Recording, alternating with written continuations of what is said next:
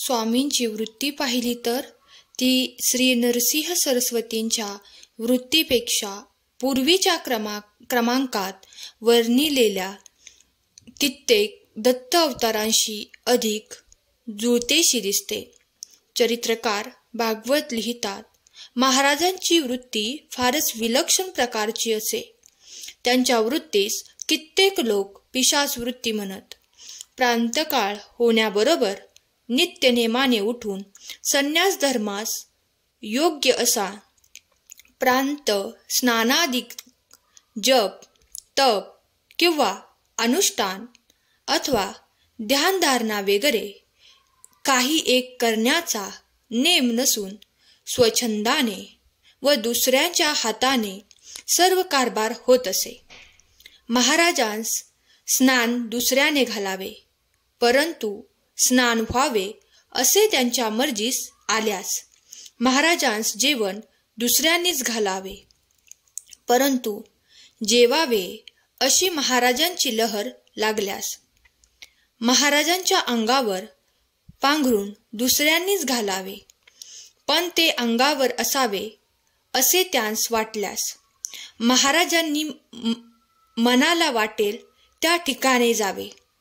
ती जागा मग राजाचा रंग महाल असो, अगर स्मशानभूमी असो, वाळवंट असो किंवा निवडुंगाची जागा असो, महाराजांस प्रतिबंध करणारा कोणी नसे.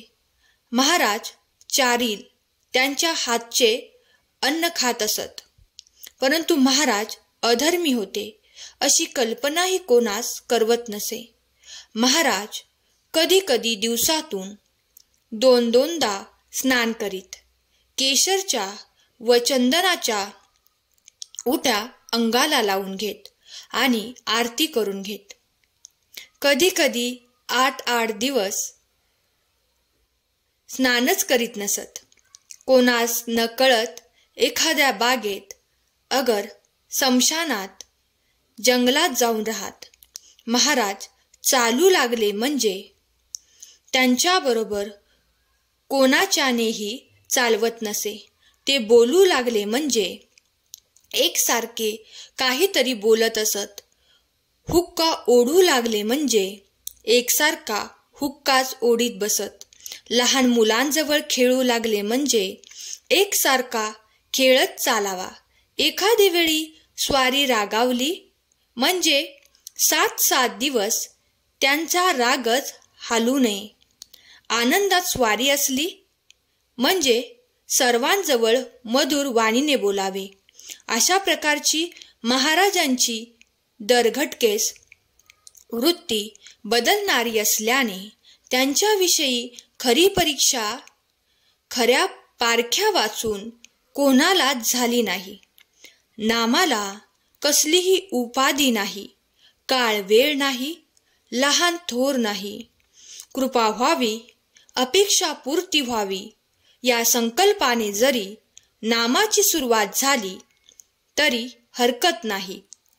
नाम आपले काम करतेच. नामाच्याच प्रभावाने हळूहळू ते नाम आपल्या हृदय महाराजांसाठीच घेतले जाऊ लागते आणि स्वामी नामावर आपले प्रेम कधी जडले ते आपल्यालाच कळत नाही. कारण ही किमया देखील स्वामीच करतात. हा नामाचा प्रभाव आपल्या न कळत आपल्याच अंतकरणावर होतो. नामाचेही असेच आहे. ज्याप्रमाणे ताकातच लोणी लपलेले असते, पण त्यासाठी ते सतत घुसळावे लागते, तसेच नामातच नामाचे प्रेम दडलेले आहे. सातत्याने आणि भावपूर्ण अंतकरणाने आपण जर नामाचा अभ्यास केला की नामाचे प्रेम आपोआप येते. प्रपंचात जसे अभ्यास, कर्म, कर्तव्य ह्यांना महत्त्व आहे, तितकेच महत्त्व परमार्थात नामस्मरणाला आहे. प्रपंच स्वामींचाच म्हणून प्रेमाने करावा म्हणजे तो छान होतो आणि तितक्याच प्रेमाने तो करताना वाचेने अक्षय अव्याहत गोड स्वामी नाम घ्यावे. एकदा का आपण स्वामींचे होऊन स्वामी नामात दंग झालो की नाम आपले काम करतेच करते आणि त्याच्या प्रभावाचा सुंदर खुणा अनुभूतीच्या रूपाने आपल्या अंतकरणात उमटतात. महाराजच आपल्या नकळत हृदयासनावर येऊन बसतात. ते आपला योगक्षेम तर पाहतातच, त्याचबरोबर अनेक दुर्धर प्रसंगातून संकटात दुःखात आपली काळजी घेऊन भिवू नकोस, मी तुझ्या पाठीशी आहे ह्या आश्वासनाची प्रचिती देतात. आपल्यावर कृपा करतात आणि आपल्या जवळच असल्याची खुणगाट नामावताराने देतात. एक महान ग्रंथ म्हणजे श्री गुरु लीलामृत. श्री स्वामी समर्थ अक्कलकोट स्वामींच्या सर्व भक्तांना ज्ञात असलेला असा हा सोपा सुबोध ग्रंथ आहे. या ग्रंथात वामनबुवा वैद्य यांनी अनेक लीला वर्णिल्या आहेत. त्यात चमत्कार कथांचाही समावेश आहे. वचनबोध पाहताना चमत्कार कथांचा फारसा उल्लेख केलेला नाही, कारण हे चमत्कार सिद्ध पुरुषांचे असले तरी ते ज्याचे त्याला उपकारक असतात. मात्र एक प्रसंग इथे मुद्दाम उल्लेखिला आहे. त्यात व्यापक स्वरूपात प्रापंचिक माणूस आणि सद्गुरु कृपा यांच्या समन्वयाचे एक रूपक दडले असल्याने त्याविषयीची प्रतिकात्मकता इथे स्पष्ट केली आहे.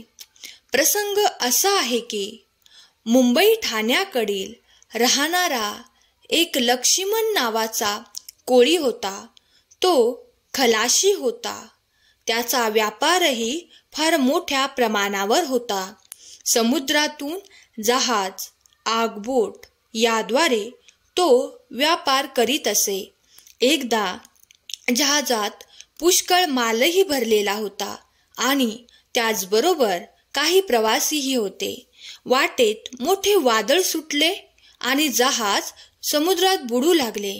लक्ष्मण कोळी खरे तर मोठा धैर्यवान होता, पण तो घाबरला. डोळ्यातून पाणी वाहू लागले.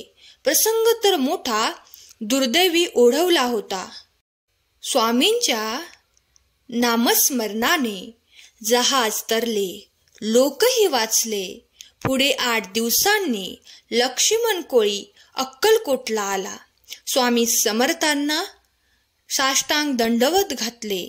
स्वामी समर्थांचा आशीर्वाद घेऊन तो आपल्या गावी परतला. तुम्ही आम्ही सर्वजण प्रापंचिक आहोत. लक्ष्मण कोळीप्रमाणेच या भवसागरात आपली देहनौका हाकीत आहोत. कधी कधी दुःख, संकटे, प्रतिकूलता यांचा वादळ वाऱ्यात आपली देहनौका सापडते.